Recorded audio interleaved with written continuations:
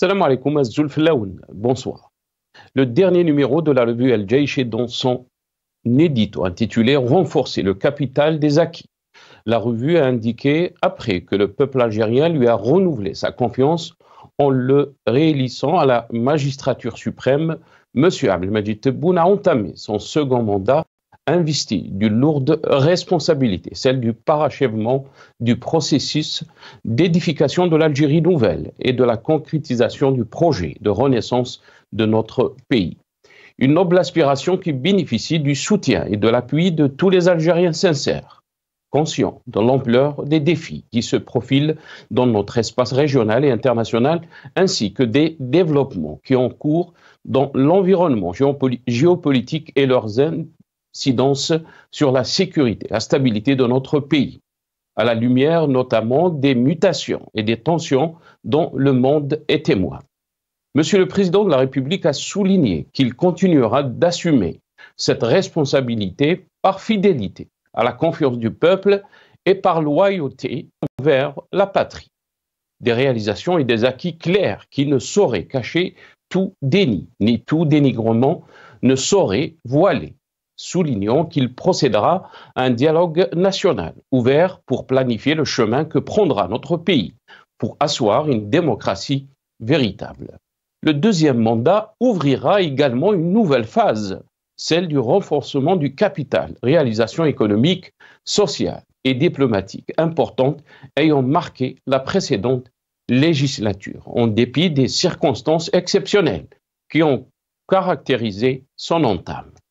Souligne donc la revue El Jaish. Nous débattrons avec nos invités du dernier édito de la revue El Jaish juste après cette petite intro.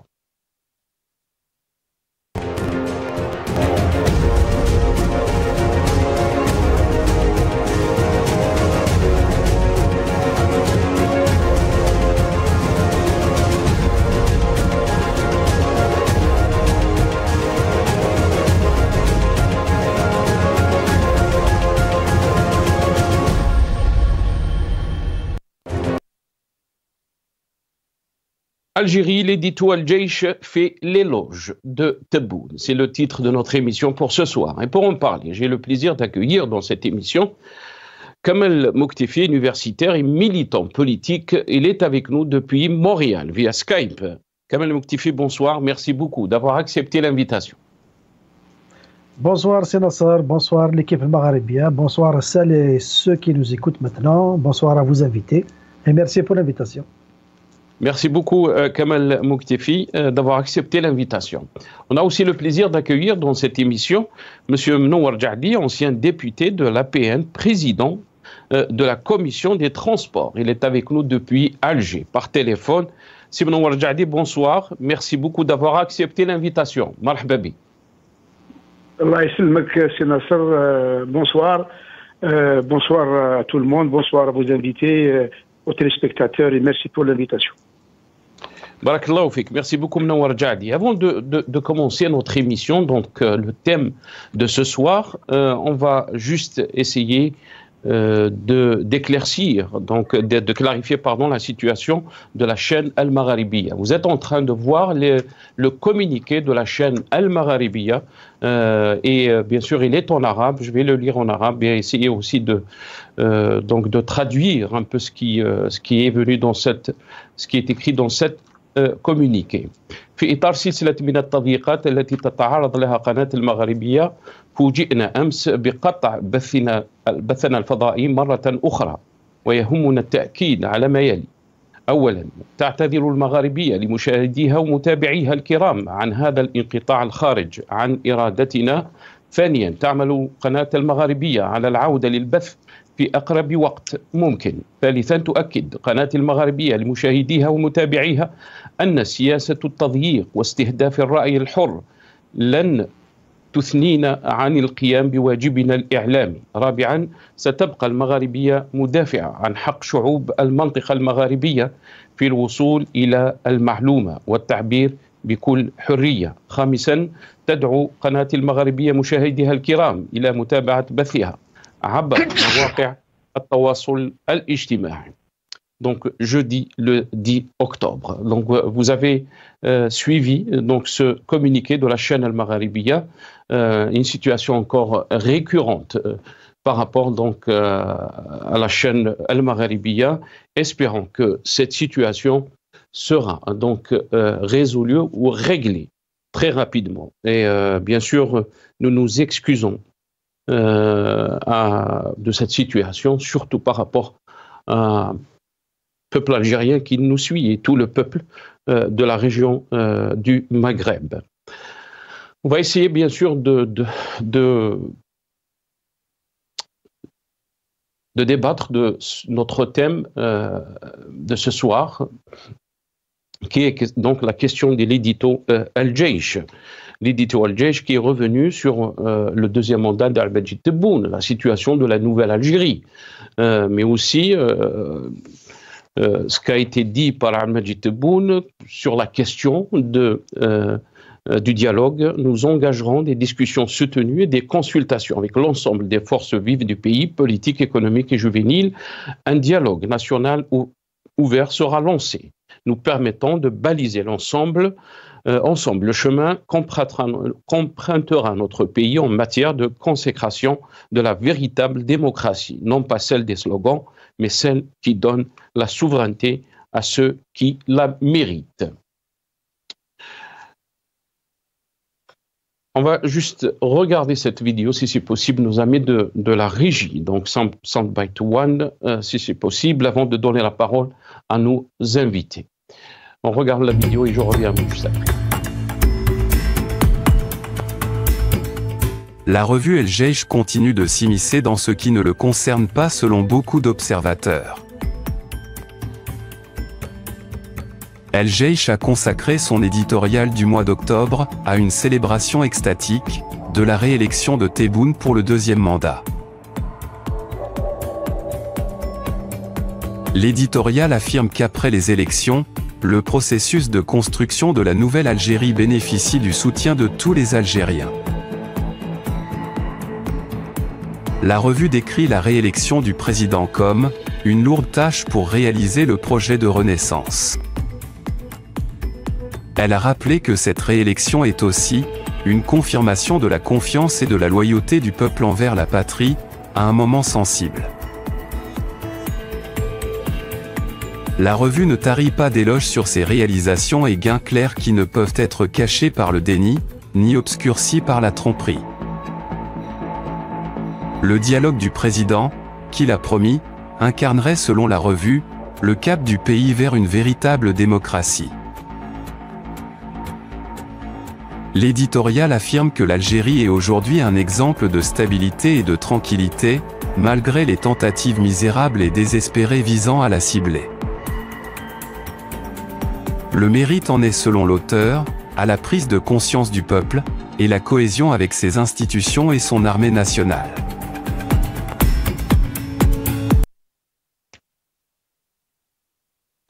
Nour Jadi, je vais commencer avec vous cette émission. D'abord, juste une petite pensée par rapport, ou ce que vous pensez par rapport à la situation de la chaîne Al-Magharibiya, très rapidement. Hier, on a été supprimé donc encore une fois du satellite, une situation bien sûr qui n'est pas facile pour la chaîne Al-Magharibiya et surtout pour ceux qui suivent la chaîne Al-Magharibiya. Nour Jadi. En toute franchise et en toute sincérité, la chaîne Al-Magharibiya, de temps en temps, elle dépasse les limites de la démocratie. Vous parlez de démocratie, vous parlez de défendre les bonnes causes, etc., etc. Mais en réalité, moi, personnellement, je constate certaines anomalies. C'est-à-dire, un ou deux points que je cite au passage. Lorsque vous présentez M. Jadi, M. Jadi, vous mentionnez ex-député FLN, ex-président de la Commission des Transports et des Télécommunications. Par contre, certaines personnalités d'un ou des partis anciens qui n'ont pas la raison d'être aujourd'hui sur la scène politique algérienne, c'est comme ce parti ou ces partis existent toujours. Vous dites le nom, prénom, responsable de. Vous ne mettez pas ce ex. Ça, c'est une remarque très importante, monsieur Nasser. Deuxièmement, il y a des réalités que vous cachez. Il y a des réalités sur le plan économique, sur le plan social, sur le plan diplomatique, que l'Algérie a fait des pas géants depuis 2019. Mais vous noircissez ce tableau, il est toujours noir. À titre d'exemple, l'Algérie a été isolée. L'Algérie, elle se retrouve seule sur la scène politique internationale, régionale ou locale. Par contre, nous avons de très bons résultats avec l'Afrique du Sud, avec les géants de l'Afrique, avec l'Afrique du Sud, avec le Nigeria. Le gazoduc est scellé, il traverse par le Niger et l'Algérie. Donc, nous sommes très bien avec la Libye. Nous avons de très bons résultats de relations, de très bonnes relations avec la Tunisie et la Libye. Nous sommes en très bonnes relations avec la Slovaquie, les Tchèques, les Slovaques. Nous sommes très bien avec l'Italie, avec les États-Unis, avec la majorité des nations au niveau international. Et malgré cela, l'Algérie, sur le plan économique, a fait comme il a dit notre président il y a une semaine, aujourd'hui le logement, une construction d'un logement est à 100% algérienne. On a importé le ciment, on a importé la faïence, on a importé le marbre, on a importé les interrupteurs, les disjoncteurs, on a importé les câbles. Aujourd'hui, tout se produit en Algérie. Un logement fabriqué à 100% du câble électrique, du disjoncteur, du compacteur électrique, de la lampe, de la douille, du ciment, du brique, de la faïence et du marbre. Et ça, et nous exportons le ciment. Et par vous, dans votre chaîne, le PIB qui tourne autour de 160 milliards de dollars a été reconnu par les institutions internationales. Par contre, les intervenants ou votre chaîne, comme rien n'existe en Algérie, on n'a rien, on produit rien, d'où vient le chiffre de 266 milliards de dollars de 2003, on sait d'où vient ce chiffre-là. Il nous reste beaucoup de problèmes, il nous reste beaucoup de choses à faire. نعم انا خليتك تهضر باش on va donner aussi la parole à notre invité aussi Kamal Mouktefi. Mais si Mnowar Diadi, yani vous êtes souvent invité dans ce programme et dans d'autres programmes aussi, oui, en arabe, et vous exprimez très librement, personne n'essaye de couper votre parole ou on essaye d'apporter un débat constructif quand il s'agit de la situation de notre pays. On n'est pas dans les chaînes qui sont installées en Algérie parce qu'on donne la parole aux opposants algériens, ceux qui voient la situation, elle est différente de la vision de ceux qui détiennent le pouvoir en Algérie. Et la preuve, on vous invite, on vous donne cette possibilité de vous exprimer et de dire que l'Algérie raïb khir. L'Algérie, alhamdoulilah, le PIB ta'harahu, l'un des meilleurs en Afrique. On vous donne cette opportunité et je pense que on mérite un chouïa, comme on dit, un chouïa de dire que cette chaîne, elle essaie de faire un travail journalistique. On n'est pas parfait, c'est sûr, mais on essaye au moins de donner la parole à tous les Algériens pour essayer de construire ce pays. Kamal Mouktefi, j'aimerais avoir votre avis. Je respecte votre avis. Kamal Mouktefi. Mon avis sur quoi exactement, c'est Nasser? Cette situation de la chaîne très rapidement avant de rentrer dans le vif du sujet, de notre sujet de ce soir. Je suis désolé, vraiment, je suis désolé d'apprendre ça maintenant, surtout en ondes. Juste hier, j'ai zappé sur le bouquet que j'ai acheté. J'ai vu le Maghrébia, j'ai écouté quelques émissions, mais aujourd'hui, vous m'informez que, avec consternation, que la chaîne elle a été coupée. Je sais pas, elle dérange qui? Elle dérange qui? Parce que le débat, il est libre. Quand on n'impose pas à un invité de dire ce que la ligne éditoriale de la chaîne impose comme vision, ça veut dire qu'on est une chaîne libre. Maintenant, la ligne éditoriale de la chaîne, chaque chaîne doit avoir sa ligne éditoriale. Il peut être islamiste, il peut être démocrate, il peut être laïque, il peut être chrétien, il peut être n'importe quoi. Nous sommes dans une démocratie au Canada. Il y a des chaînes, toutes les chaînes ont une ligne éditoriale, mais la démocratie impose à toutes ces chaînes, à tous ces journaux, de laisser libre parole à ceux qui interviennent. Il y a ceux qui félicitent le Premier ministre canadien d'avoir réalisé des résultats. Il y a d'autres qui disent le Canada il est dans une situation catastrophique sur le plan économique. Mais puisqu'il y a des avis différents, donc le débat est permis, il y a des spécialistes, tout le monde doit... je vous le dis, chaque jour sur les chaînes canadiennes, j'entends des gens qui tirent à boulet rouge sur le gouvernement, et il y a d'autres qui disent le Canada se porte bien, il y a d'autres qui disent c'est une catastrophe sur le plan économique si on compare à d'autres pays développés.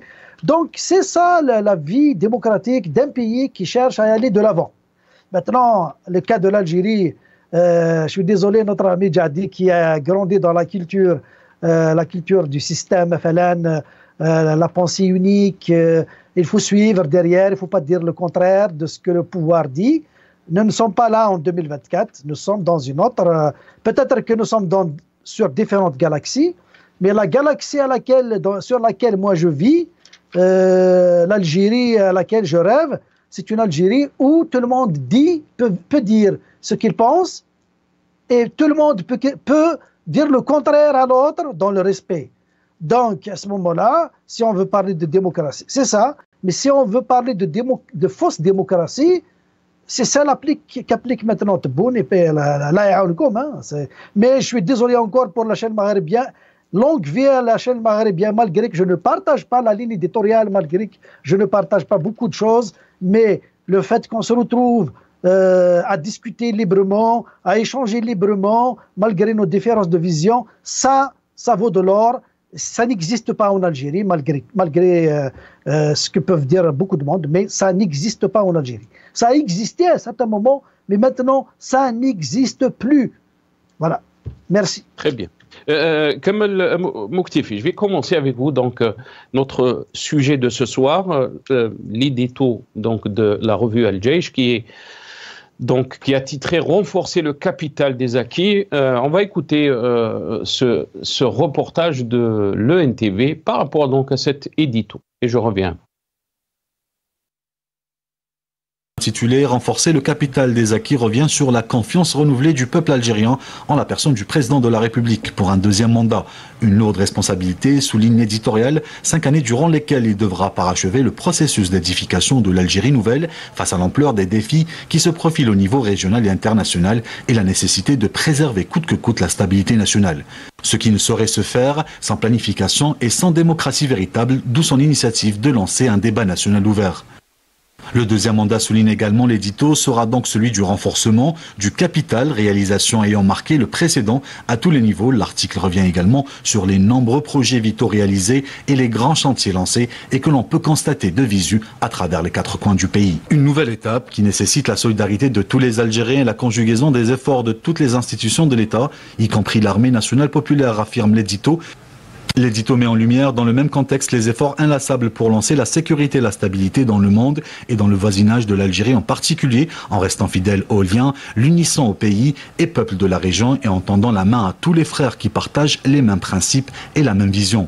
L'éditorial souligne également que malgré les tentatives vaines de la déstabilisation, l'Algérie reste debout et triomphante, forte de la cohésion de son peuple avec les institutions de son État et son armée. Voilà, donc l'édito Al-Jaish.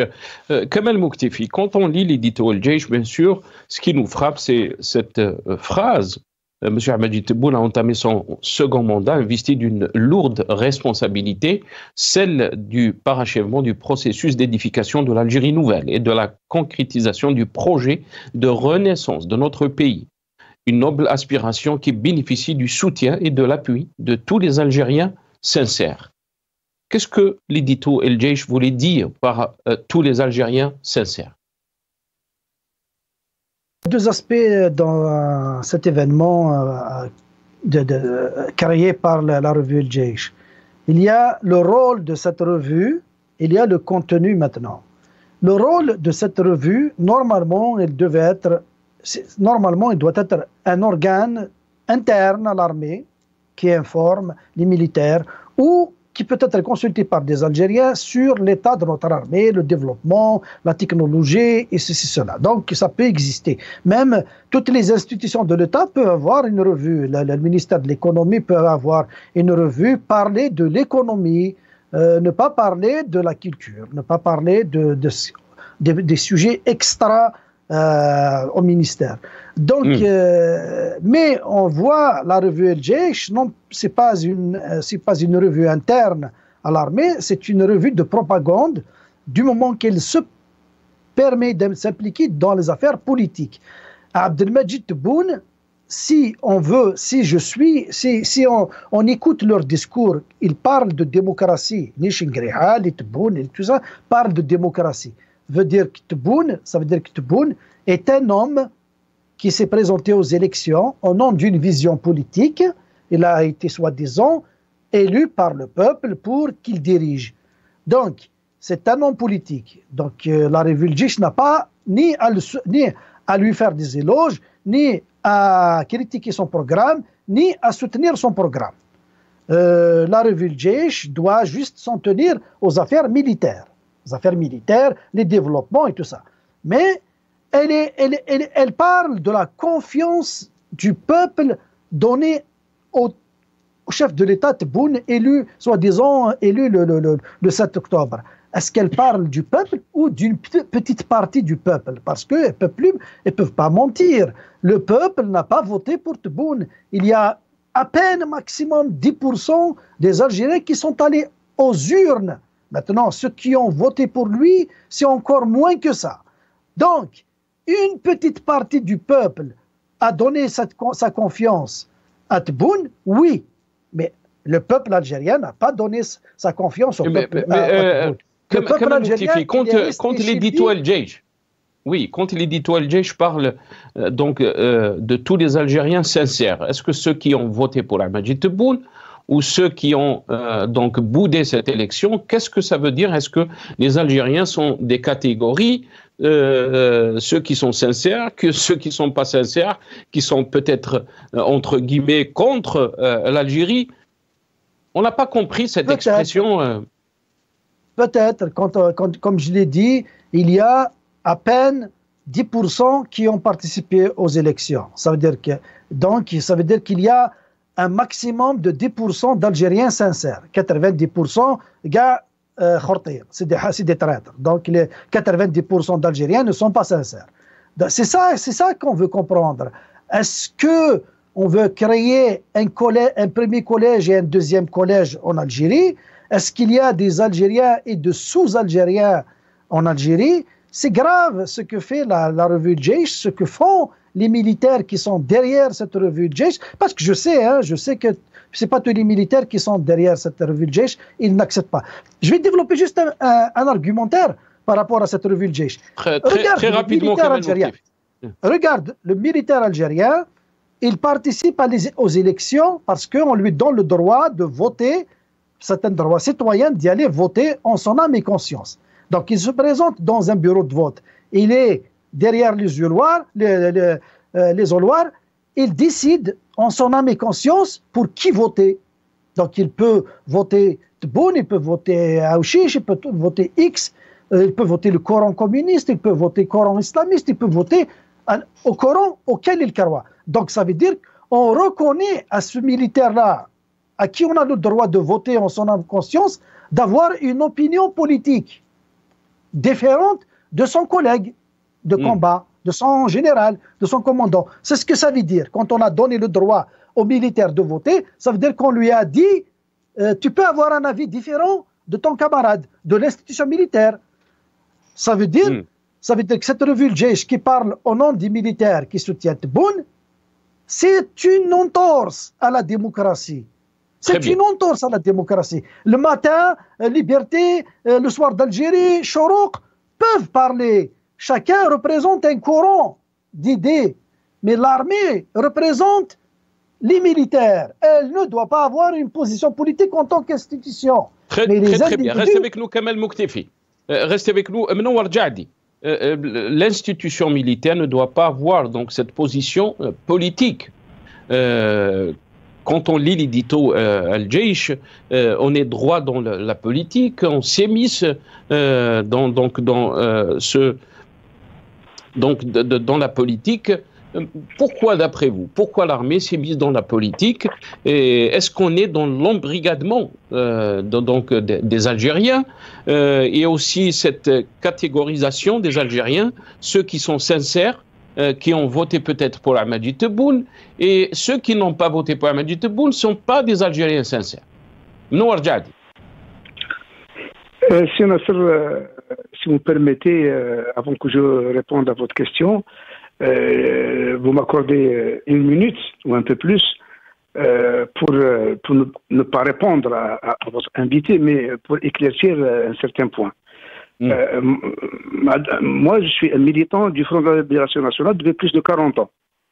Et j'ai fréquenté les grandes écoles en Algérie. J'ai occupé des postes de responsabilité au niveau des entreprises, au niveau de l'économie algérienne.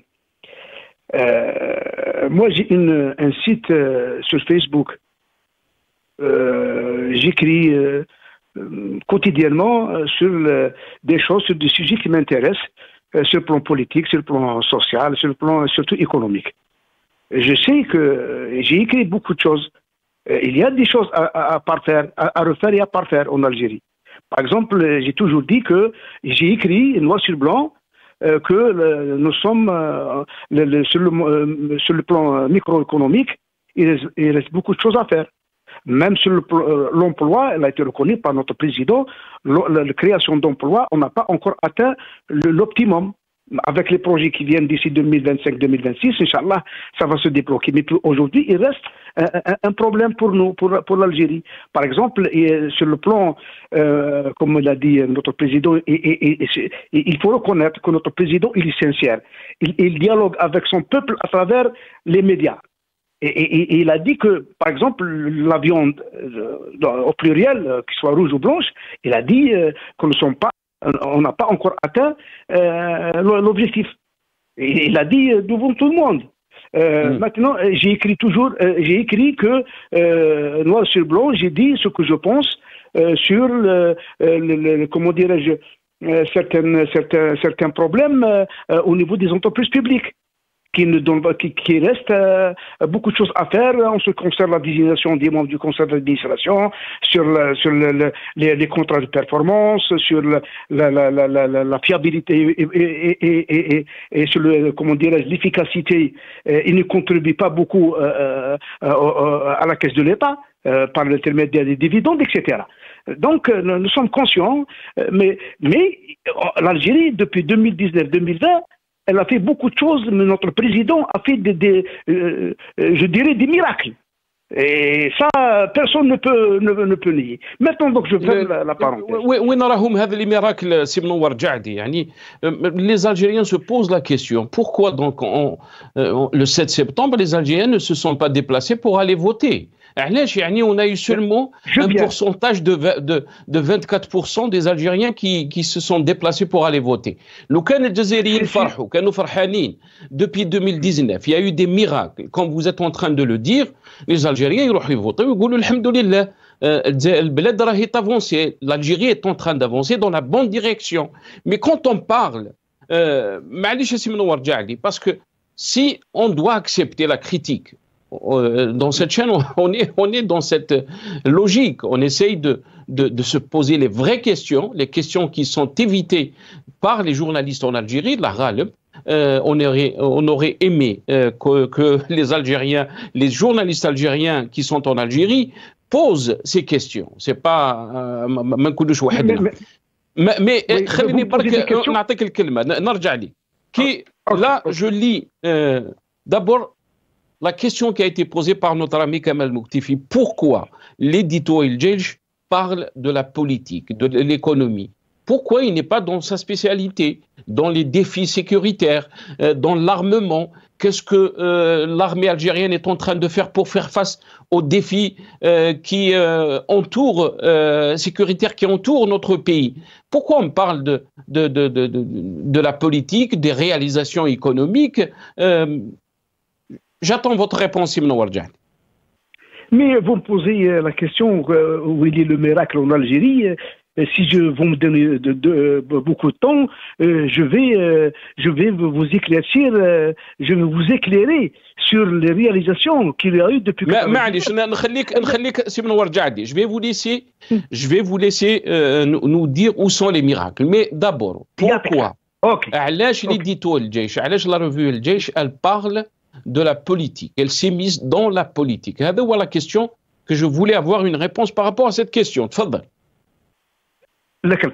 Après, vous me donnez le temps pour... Parce que c'est ce qu'on veut entendre. S'il y a des miracles, les Algériens veulent entendre qu'il y a des miracles dans ce pays. Ok. Comme votre invité l'a bien précisé au départ, il a dit sur la chaîne Maghrébia qu'il n'est pas d'accord.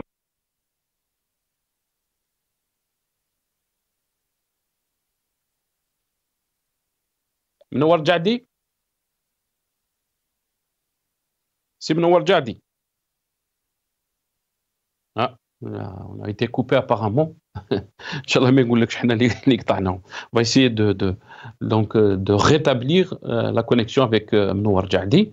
Mais avant de revenir à منور جعدي Inch'Allah يكون معنا كمال مكتفي très rapidement quand l'édito El Djeïch parle donc que le deuxième mandat ouvrira également une nouvelle phase, celle du renforcement du capital réalisation économique, sociale et diplomatique importante ayant marqué la précédente législature en dépit des circonstances exceptionnelles qui ont caractérisé donc son entame.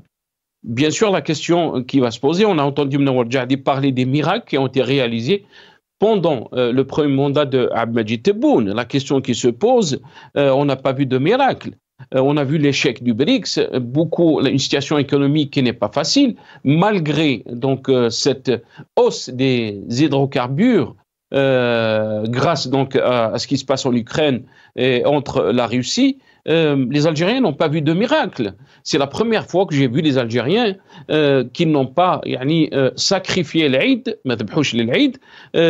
presque 60 à 70% des Algériens n'ont pas sacrifié cette année parce que c'était difficile pour eux. C'est une situation très difficile quand vous avez un montant qui coûte 15 millions de centimes à 20 millions de centimes. Comment vous voulez qu'un père de famille va faire face à cette situation? Kamal Mouktifi. Voilà, là, c'est pas facile d'être algérien parce que on est bombardé de mensonges partout et on a des gens en face qui sont totantes, capables de transformer par magie le mensonge en vérité. Mais j'ai beaucoup de respect pour M. Jahdi et le fait qu'il intervient déjà dans un média libre pensée, libre parole.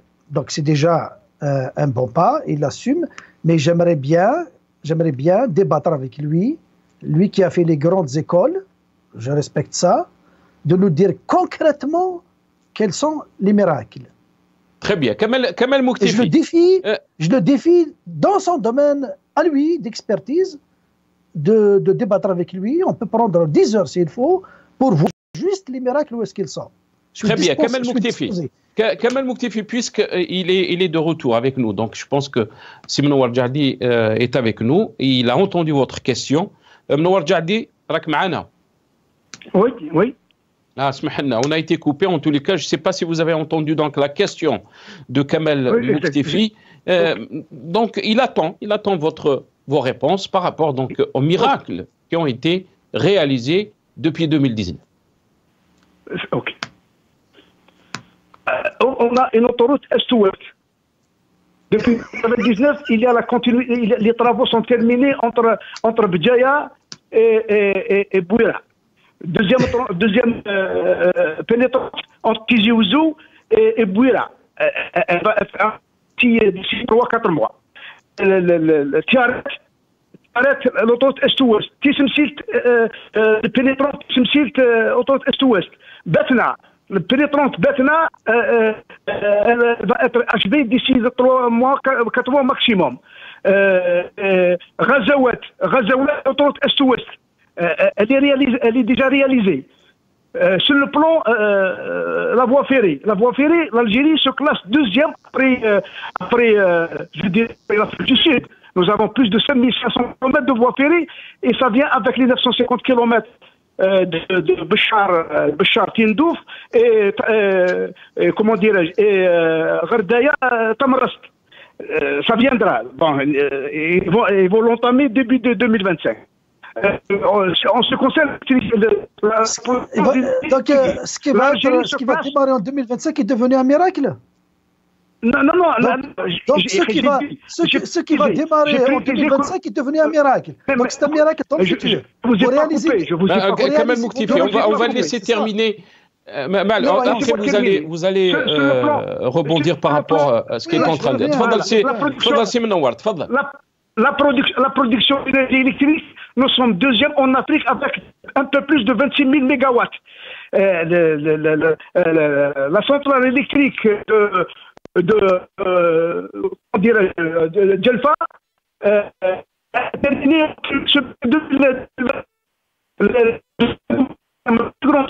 avec 1600 mégawatts déjà allé en production. Les mégawatts سي منور جعدي اسمح لي سي منور جعدي معليش باسكو راهو يتقطع الصوت le son est en train d'être entrecoupé si on peut dire. Si c'est possible de trouver une place où peut-être la connexion est beaucoup meilleure باش نسمعوك مليح. Je suis toujours sur la place que j'étais depuis 4 ans. Je suis toujours بالك بوجيت شويه ولا حاجه. تفضل انا نسمعوك. Non. تفضل. En ce qui concerne par exemple la couverture des médicaments, l'Algérie couvre 75% des besoins. L'Algérie a dépassé les besoins de la production du ciment. L'Algérie n'importe plus les comment dirais-je, n'importe plus les produits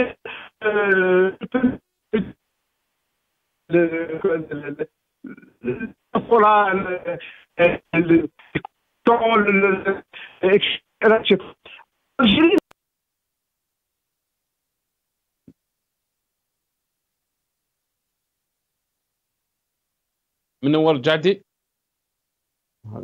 Un problème de connexion. Déjà, ça, c'est pas une réalisation, si منور جعدي. L'Internet, Rabbi يجيب الخير. On va essayer de rétablir l'Internet. Kamel Mouktefi, si vous voulez rebondir par rapport à ce qu'a dit منور جعدي. Je suis désolé pour M. Mnoar Djadi qui est en train de se ridiculiser devant vos téléspectateurs. Tout ce qu'il dit, c'est de l'esbrouf, c'est du mensonge. Ben, malheureusement, il fait partie d'un système qui l'oblige à dire ça. Mais moi, en tant que compatriote, je vous pour sauver votre honneur, quittez le FLN, allez-y, sauvez votre honneur, allez-y. Parce qu'avec tous ces mensonges que vous venez de dire, je ne pense pas que vous pourriez affronter votre voisin dans le quartier où vous habitez, même peut-être que vous habitez dans l'autre république, comment s'appelle, à Mauritanie, la république de Mauritanie, mais si vous habitez parmi le peuple, à votre place, j'aurais honte de sortir, je serais gêné de sortir, faire face à mes voisins, parce que la réalité, elle est autre. Des Algériens du Sud sont en train de mourir, ils ne peuvent pas y aller à l'hôpital Mustapha. il n'y a pas d'hôpital au sud, ils ne peuvent pas se déplacer vers le nord pour se soigner. Le médicament, vous jouez sur un terrain glissant, c'est mon domaine. L'Algérie, elle est médiocre en termes de fabrication des médicaments. Je ne vais pas y aller dans le détail pour ne pas faire peur au peuple, mais si vous voulez, on va y aller. Vous êtes en train de fabriquer des médicaments qui ne sont pas soumis à la réglementation internationale ni aux essais qu'ils doivent subir pour être valides. Donc, soyons sérieux. L'Algérie, aujourd'hui, ce n'est pas pour diminuer de sa capacité. Elle peut faire mieux que ça si vous n'êtes pas au pouvoir. Elle peut faire mieux que ça si vous n'êtes pas là pour maintenir le mensonge comme gestion des affaires de l'État. Oui, l'Algérie est capable de faire plus que ça, mais s'il vous plaît, quittez le pouvoir, débarrassez-nous le plancher et l'Algérie va se porter mieux et on va réaliser tous ces rêves-là que vous dites que c'est des miracles, réellement ils vont devenir des réalités en moins de 10 ans. En moins de 10 ans, les voies... Écoutez, nous sommes dans des pays développés. La voie ferroviaire, quand on met le budget, on met la technicité... vous savez que le métro de Montréal, l'extension du métro de Montréal ici, le chef de projet est un Algérien. C'est un Algérien. Il est né en 77. Parce qu'à l'extérieur, on lui a donné confiance. À l'intérieur, on ne peut pas lui donner confiance parce que les compétences sont soumises au rouage de la corruption ou de quitter leur pays. On ne les laisse pas travailler. C'est ça la réalité. Le miracle. C'est ça la réalité. Très bien. Kamel Mouktefi, restez avec nous. C'est ça la réalité. Maintenant, Warjadi. هذه هي la réalité. How يعني une grande partie des Algériens, comment ils voient l'Algérie, des compétences qu'on laisse partir. سمعت واش قال سي كمال مكتفي, un Algérien qui est né en 1977. Il est le chef de projet du métro de Montréal, l'extension donc de ce projet. On laisse partir les Algériens. L'Algérie a des capacités, mais pas avec les gens qui sont au pouvoir. Pas avec... Mais aujourd'hui, laissez-moi parler. Aujourd'hui, le métro d'Alger, l'extension du métro d'Alger, c'est considéré avec des ingénieurs et des techniciens 100% algériens. Le considère est en train de creuser, qui fait l'extension de dans toute la capitale. C'est des Algériens. Les professeurs d'université, des plus de quarantaine d'universités, c'est des professeurs. Tous les éminents professeurs et savants au niveau international ont fait leurs études en Algérie, à Boumedienne, à Sétif, Oran, etc. C'est des... Oui. واش راهم يديروا les médecins algériens en France, سي منور جعدي. يعني quand on parle غير على les médecins, on parle pas des ingénieurs, on parle pas d'autres spécialités. On parle de 20 000 médecins algériens qui sont actuellement dans les hôpitaux français. وعلاش راهم البلاد هاد les médecins algériens؟ C'est parce que l'Algérie a formé beaucoup de médecins et il n'y a pas de crise au niveau national comme celui du Maroc. Le Maroc a un déficit énorme de médecins au niveau des hôpitaux. Or, l'Algérie n'a pas ce problème. Et l'Algérien est libre justement de son choix. Et vous parlez de démocratie, vous parlez de liberté. L'Algérien est libre de partir là où il veut, au Canada, aux États-Unis et en France. Où est le problème? Le problème aujourd'hui. Le problème, Yassim Nouarjadi, le problème, Yassim Nouarjadi. Vous aimez les chiffres, je vais vous laisser, Yassim Nouarjadi. Vous aimez les chiffres, vous êtes économiste. L'Algérie dépense des milliards et des milliards pour former ces jeunes Algériens. Comment يعني كيفاش نخلوهم يروحوا كيفاش لا ليبرتي هذه سي منور Laissez-moi terminer. Je continue sur les réalisations de M. le Président de la République. L'Algérie, elle est première en rectification rurale, à 99%. L'Algérie est première sur le DH, sur l'indice de développement humain. L'Algérie est première. L'espérance de vie en Afrique, l'Algérie classe première. L'Algérie est première producteur de tomates, de pommes de terre au niveau africain, avec l'Égypte. L'Algérie, quatrième producteur de dattes au niveau international. L'Algérie hier, l'Algérie importait le concentré de tomates. Aujourd'hui, l'Algérie, elle l'exporte. L'Algérie exporte l'insuline, elle exporte pour 400 millions de dollars de médicaments aux pays africains, arabes et asiatiques. L'Algérie d'aujourd'hui, aujourd'hui, nous avons atteint les 3 millions d'hectares irrigables. L'Algérie est en train d'arriver à l'autosuffisance en blé dur. L'Algérie est en train d'exporter des produits où il n'y a même pas 5-6 ans, l'Algérie les importait. Aujourd'hui, l'Algérie, elle est de très bonnes mains. L'Algérie, avec son armée, avec l'institution militaire qui est l'ossature de l'Algérie, elle assure la stabilité politique, économique, sociale. Elle sécurise nos frontières, elle sécurise le peuple algérien main dans la main avec toutes les institutions de l'État. L'État algérien, la République algérienne démocratique et populaire a besoin de ces hommes. Elle a besoin de toutes ces institutions pour mener à bien les missions ou le programme tracé par M. le Président de la République. Maintenant, je reviens sur la question de votre invité. Une minute. Ce qu'on appelle la démocratie centralisée. Démocratie al-Markazia. Je ne vois pas aucun président des pays développés qui a dépassé les 50 ou les 60%. Alors, je suppose qu'un président des États-Unis ou de la France qui a atteint 60% du suffrage de son peuple. Et les 40% aussi, on dit que non, il y a 40% qui n'ont pas voté, donc ce président n'est pas légitime. Non, Bouteflika, en 7 septembre, le peuple algérien lui a donné 46%.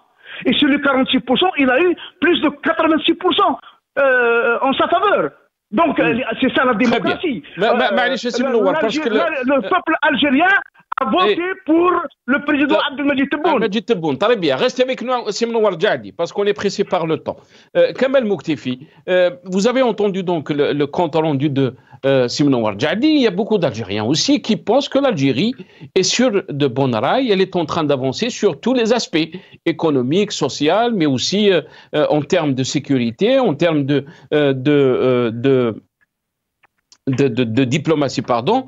Et là, on peut lire aussi ce qui a été relayé par l'édito Al-Jaish, des réalisations et des acquis clairs qui ne sauraient cacher tout déni. Est-ce que vous êtes dans le déni aussi, Kamel Mouktefi? Il y a des réalisations en Algérie. Ni tout dénigrement ne saurait voiler. Soulignons qu'il procédera à un dialogue national ouvert pour planifier le chemin que prendra notre pays. Donc, l'édito Djaish est revenu sur le dialogue qui a été donc proposé par Abdelmadjid Tebboune, mais aussi on nous dit que l'Algérie se présente aujourd'hui comme un exemple de sécurité, de stabilité et de quiétude, malgré toutes les tentatives désespérées et vaines dont elle est la cible. Votre réaction, Kamel Mouktefi? J'ai beaucoup de respect pour votre invité, M. Djadi. Il a un doctorat en économie et je pense que quand on lance des inepties comme ça, soit on est de mauvaise foi, soit on n'a pas le niveau requis pour avoir ce statut de docteur. Quand vous parlez de démocratie, M. Djadi, les chefs de l'État élus à moins de 40%, donc, comme vous dites, dans une élection à 2 tours, généralement, toujours le premier tour, il se termine avec 28-30%. Mais au deuxième tour, le président qui passe au deuxième tour, il a plus de 60%. Il gagne avec une majorité et le peuple se mobilise. C'est le cas de la France, c'est le cas de tous les pays où les élections se déroulent à 2 tours. Donc, ne me dites pas, ne comparez pas l'Algérie où le président passe directement au premier tour avec un taux de participation de 10% et vous allez le comparer avec la France ou les autres pays où le président passe toujours, souvent au deuxième tour.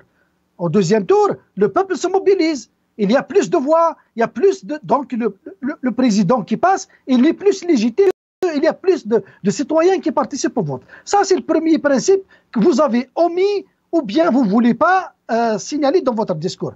Deuxième élément, quand vous parlez des réalisations et des miracles, tout le programme de Tebboune est la continuité du programme de Bouteflika. Je regarde sur Internet, ce n'est pas juste moi qui le fais, tous les spécialistes le font. On va y aller dans tous les secteurs, Les réalisations aujourd'hui que réalise Tebboune depuis son premier mandat jusqu'à maintenant, c'est la continuité de la planification du programme de Tebboune et de Bouteflika.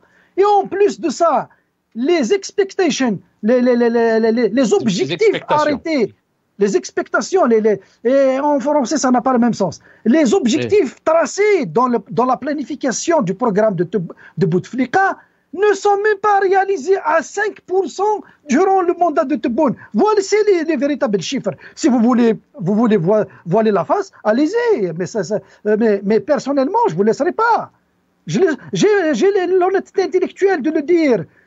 Il est en train de ralentir les objectifs tracés durant le règne de Tebboune et de Bouteflika. Il n'y a aucun objectif tracé nouveau dans le premier mandat, ni dans le deuxième mandat de Arrêtons de dire qu'il est en train de réaliser. Arrêtons de dire qu'il... 10 secondes, parce qu'on doit rendre l'antenne. 10 secondes, تفضل سي منور جعدي. C'est propre à M. Tebboune. L'extension du projet de phosphate, c'est propre à M. Tebboune. La voie ferrée Bachar, c'est propre à M. Tebboune. Amizor Bdjaya, c'est propre à M. Tebboune. Les extensions des ports de Djindjen, Alger et Ghazawat, c'est propre à M. Tebboune. Ah non, ne racontons pas des histoires. Merci beaucoup, Mnowar Djadi. C'est des mensonges. Ce sont des projets. Parce que le Khawaram يقولوا لي في la région on doit rendre l'antenne. Je vais vous inviter dans d'autres émissions. مرحبا بك. يعطيك الصحة. On vous remercie beaucoup d'avoir accepté l'invitation et chaque fois vous acceptez donc de participer à mes émissions. Barakallahu fik. 10 secondes, Kamal Mouktefi.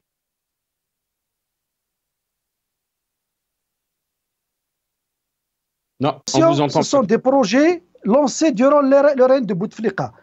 Maintenant, si vous voulez qu'on travaille pour développer cette Algérie, le seul miracle que peut réaliser Tebboune, c'est libérer les détenus politiques, d'ouvrir le champ politique et médiatique et d'aller vers une transition démocratique pour impliquer le maximum des compétences algériennes à l'intérieur et à l'extérieur pour sauver l'Algérie et la développer pour son peuple. Voici le miracle. S'il ne réalise pas ça, il est dans le mensonge. Merci beaucoup. Merci Kamal Mouktefi. Merci beaucoup. Donc je remercie Kamal Mouktefi, universitaire et militant politique. Vous étiez avec nous depuis Montréal. Merci aussi à Mnowar Djadi, ancien député de la PN. Si Mnowar Djadi, قلنا كيفاش حبيت يعني نقدموك avec plaisir en tous les cas. C'est ce que vous nous avez dit la première fois, donc c'est comme ça qu'on vous présente, ancien député de la PN, président de la commission des transports. Merci à vous, chers téléspectateurs, d'avoir suivi cette émission.